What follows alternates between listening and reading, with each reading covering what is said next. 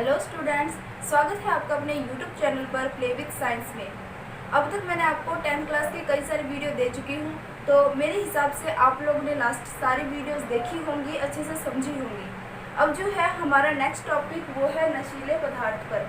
अब नशीले पदार्थ की अगर हम बात करते हैं तो आपको पता है कि जो नशीले पदार्थ होते हैं वो मानव के स्वास्थ्य के लिए बहुत ज़्यादा हानिकारक होते हैं। और कुछ व्यक्ति ऐसे होते हैं जो शुरुआत में थोड़ा, या फिर यूँ बोल सकते हैं, जो भी व्यक्ति नशीले पदार्थों का सेवन करते हैं शुरुआत में तो वो धीरे धीरे कम मात्रा में नशीले पदार्थों का सेवन करते हैं, लेकिन धीरे धीरे उसकी जो मात्रा होती है वो बढ़ने लग जाती है और वो आदी हो जाता है नशीले पदार्थों का।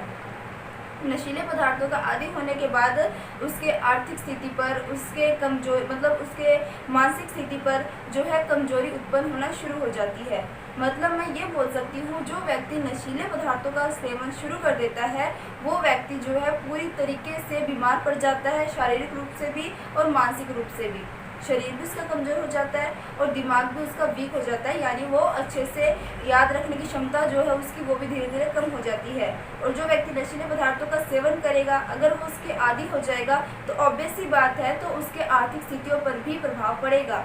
वो घर से या फिर चोरी करके कैसे करके भी नशीले पदार्थों को खरीदने के लिए पैसों का जुगाड़ करेगा, लेकिन ये उसके लिए बहुत ही हानिकारक रहता है।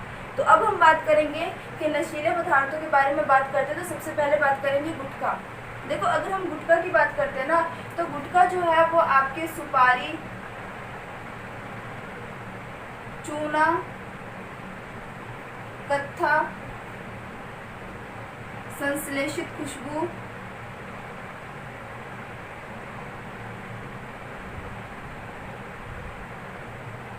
आदि चीज़ों से मिलकर बनाया जाता है। तो आपको ध्यान में रखना है गुटखा जो है वो किन किन चीज़ों से मिलकर बनाया जाता है। तो सुपारी, चूना, कत्था, संश्लेषित खुशबू आदि चीज़ों को मिश्रित करके गुटखा का निर्माण किया जाता है।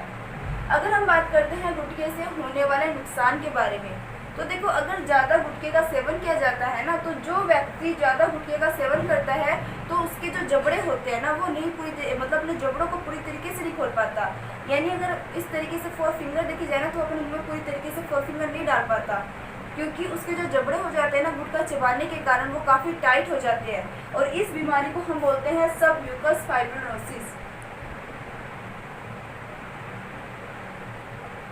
सबम्यूकस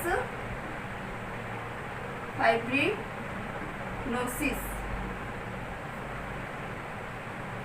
तो आपको ध्यान में रखना है, अगर अत्यधिक गुटखे का सेवन किया जाता है तो उससे हम होने वाला नुकसान क्या है, जबड़ा टाइट हो जाता है, उसे हम सबम्यूकस फाइब्रोसिस बोलते हैं। या फिर अपने बोल सकते हैं व्यक्ति को क्या हो जाता है, मुंह का कैंसर हो जाता है। मुंह का कैंसर हो जाता है। ये है गुटखा किससे बनता है और साथ ही गुटखे से होने वाले नुकसान। नेक्स्ट हम बात करते हैं तंबाकू के बारे में। तो आपको पता है जो तंबाकू है उसको भी कई तरीके से उपयोग में लिया जाता है। जो भी बीड़ी है, सिगरेट है, या फिर जो भी जर्दा वगैरह है, सब सारी की सारी चीज़ें किस में गिनी जाती है, आपके तंबाकू में गिनी जाती है। तंबाकू जो है वो आपको कहाँ से प्राप्त होता है, तो आपको ध्यान में रखना है, तंबाकू जो है वो आपको एक सोलेनेसी कुल के पौधे से प्राप्त होता है। कौन से कुल का पौधा होता है, वो सोलेनेसी कुल का पौधा होता है। क्लियर बात।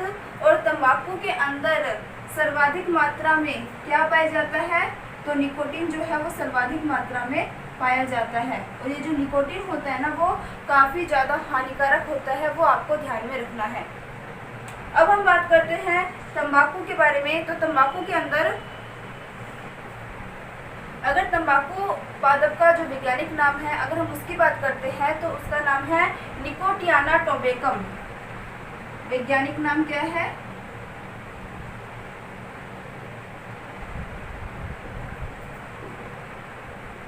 निकोटियाना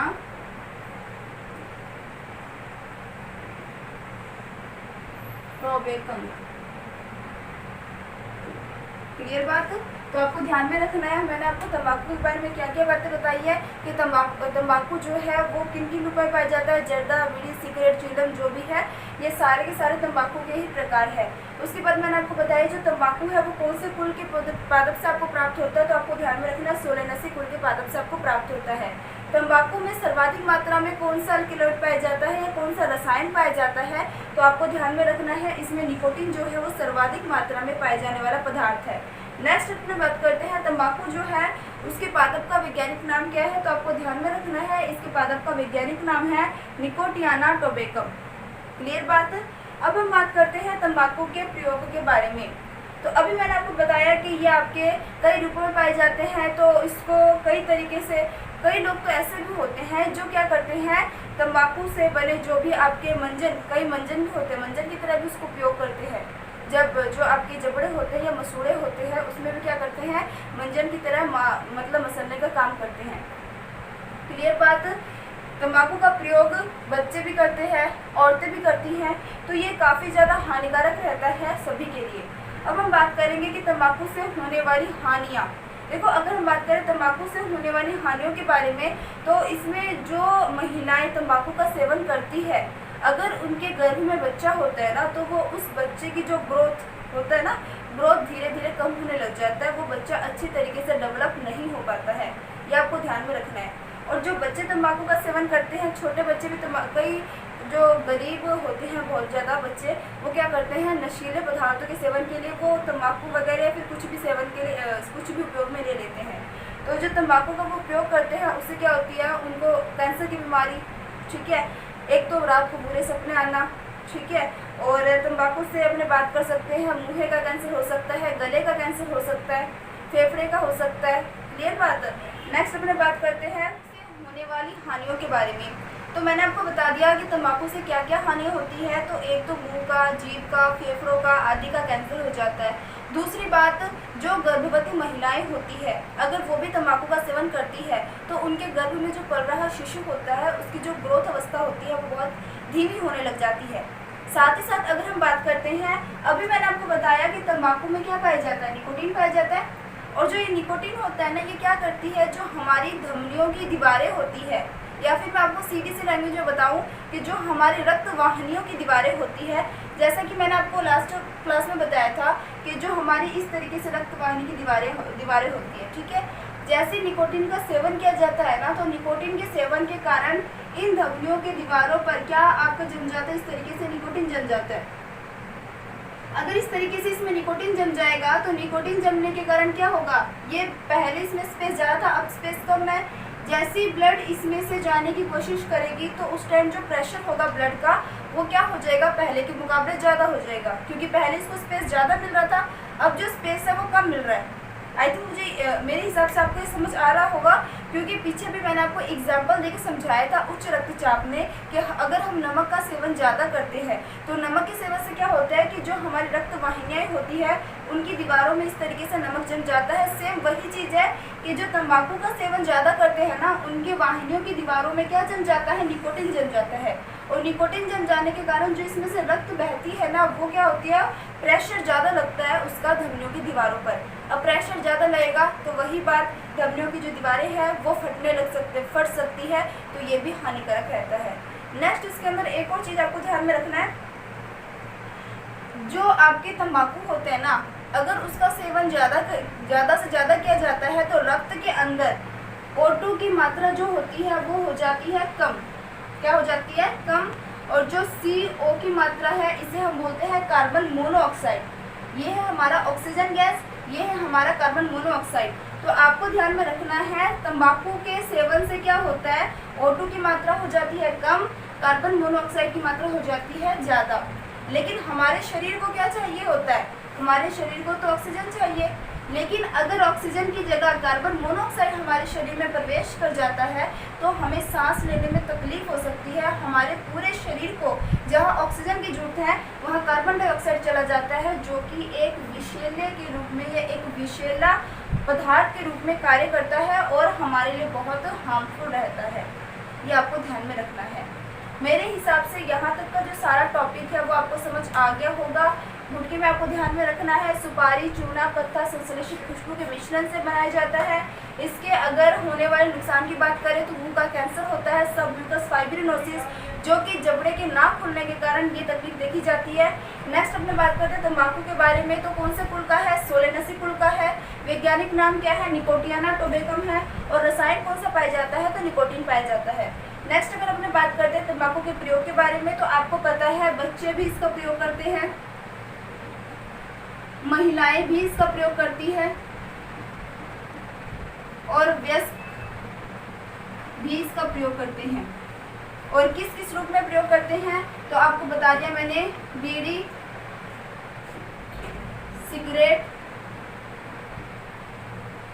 चीलम,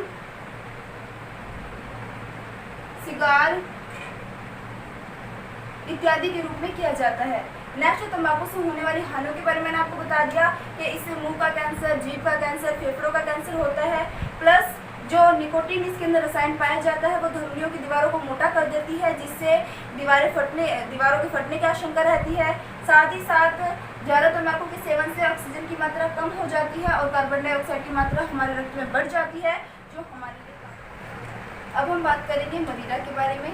मदिरा के अंदर अगर हम बात करते हैं तो मदिरा में डाले जाने वाले पदार्थ में अगर हम बात करें तो मदिरा जो होता है ना वो कई तरीके से बनता है। जो चावल होते हैं उनको सड़ा के बनाया जाता है, कई सारे फ्रूट्स ऐसे होते हैं जिनको सड़ा के बनाया जाता है, ठीक है। तो मतलब कई चीज़ों को सड़ा करके मदिरा बनाया जा सकता है, लेकिन इसके अंदर जो मुख्य तत्व होता है वो आपको ध्यान में रखना है, वो है अल्कोहल। चाहे किसी से भी अल्कोहल बनाया जाए, चाहे किसी से भी मदिरा बनाया जाए, पर उसके अंदर जो पाया जाता है वो है आपका अल्कोहल, C2H5OH इसका फॉर्मूला होता है, वो आपको ध्यान में रखना है। ये भी इंपॉर्टेंट रहता है, कई बार ये भी पूछ ले जाते हैं, ठीक है। तो अब हम बात करेंगे कि मदिरा सेवन से मानव स्वास्थ्य पर कुप्रभाव। अगर मदिरा का सेवन किया जाए तो मानव स्वास्थ्य पर क्या क्या ऐसे प्रभाव पड़ते हैं या क्या क्या ऐसे विपरीत प्रभाव पड़ते हैं, तो आपको ध्यान में रखना है। देखो, जब ज़्यादा शराब वगैरह या मदिरे वगैरह का सेवन कर लिया जाता है ना, तो उससे जो व्यक्ति की मानसिक स्थिति होती है ना वो कमज़ोर हो जाती है। यानी मैं ये बोल सकती हूँ कि उसकी जो याद रखने की क्षमता है वो कमज़ोर हो जाती है, याददाश्त कमज़ोर रहती है, मतलब छोटी छोटी चीज़ें जो है वो याद नहीं रहती। नेक्स्ट अगर अपने बात करते हैं, जो तंत्रिका तंत्र है, नर्वस सिस्टम है, वो भी कमज़ोर होता है। अब आप पूछोगे कि मैम ये तंत्रिका तंत्र क्या चीज़ है, तो जैसे मान लो कि हमें कोई भी चीज़ गर्म लग रही है या कोई चीज़ ठंडी है या फिर दर्द है, चुभन है, जिस चीज़ का भी एहसास होता है, कोई मुझे यहाँ पे पिंच करता है तो मेरे माइंड को हाथों हाथ ये संदेश मिल जाता है कि किसी ने हमें पिंच किया है, या फिर मेरा हाथ अगर गर्म तवे पर लग जाता है तो माइंड को हाथों संदेश मिल जाता है कि आपका हाथ जो है गर्म तवे पर लग गया है, आप हटा लीजिए।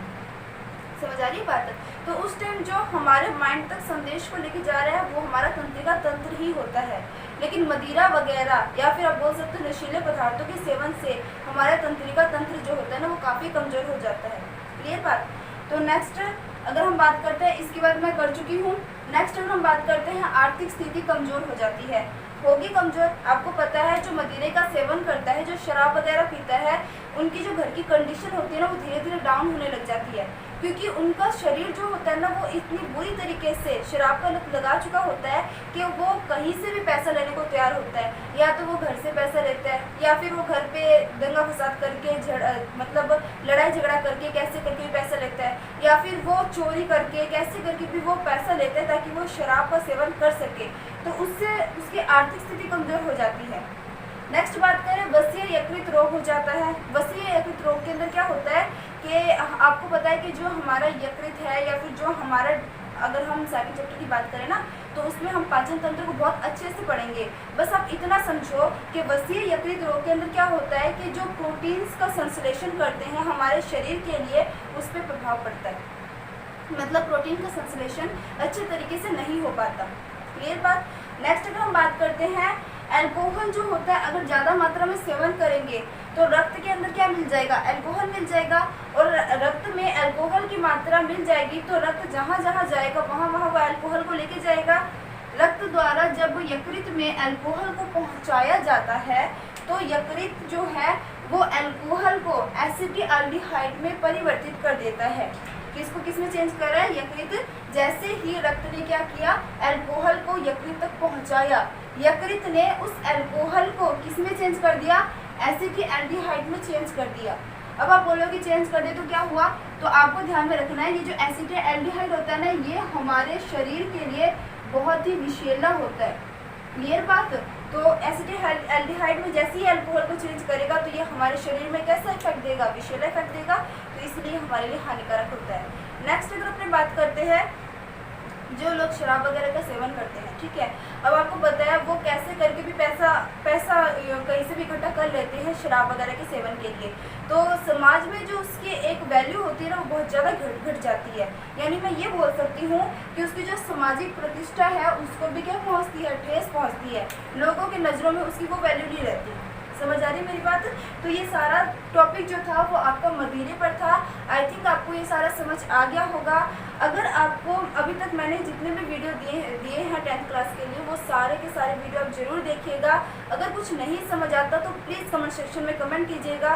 वीडियो अच्छी लगे तो लाइक भी कीजिएगा, ताकि मुझे मोटिवेशन मिलता रहे कि मैं आप लोगों के लिए इस तरीके की वीडियो बनाऊँ और आप लोगों की पढ़ाई को सुचारू रूप से चला से पसंद आए तो लाइक, शेयर एंड सब्सक्राइब जरूर कीजिएगा और कमेंट भी जरूर कीजिएगा, ताकि मुझे मोटिवेशन मिलती रहे ऐसे वीडियो बनाने की।